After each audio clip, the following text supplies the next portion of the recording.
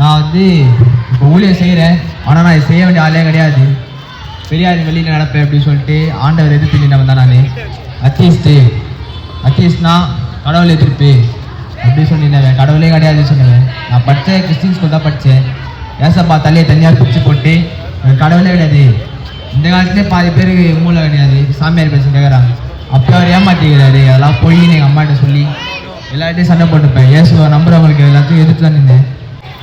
நான் ஏன் அவருக்குள்ளே மாறினேன்னா, நான் கரெக்டாக SSLC 10th எக்ஸாம் எழுதுகிற டைம் மார்ச்சில் 2024 எனக்குள்ளே லங்ஸில் ஒரு ப்ராப்ளமே ஒன்று வருது. அதாவது நான் இருமும் போது லங்ஸ் அடைச்சிட்டு மூளையில் இருக்க நரம்பில் ரத்தம் பிளாக் ஆகிடும். கொஞ்ச நேரத்தில் அப்படியே அன்கான்ஷியஸ் ஆகிடுது. அந்த நேரத்தில் தனியாக நான் மாடியில் இருக்கும்போது இந்த மாதிரி ஆகிடுச்சு. எனக்கு நான் யாருமே இல்லை, நான் தனியாக ஒரு கட்டத்துக்கு மேலே என்னால் நிற்க முடியல. நான் முட்டி போட்டு நிற்கிறேன். அப்போ சிலுவையை பார்த்து எனக்கு கீழே மட்டும் கொண்டு போயிடுன்றேன்.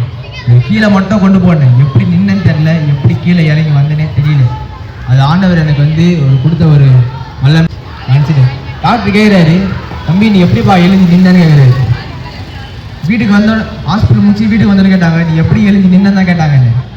எனக்கு கிருபி ஆண்டவர் எனக்கு கொடுத்தாரு. அப்புறமா தான் நினச்சேன், இவர் வந்து என்னை தேர்ந்தெடுத்துக்கிறாரு, நான் இவருக்காக நன்றியாக இருக்கணும்.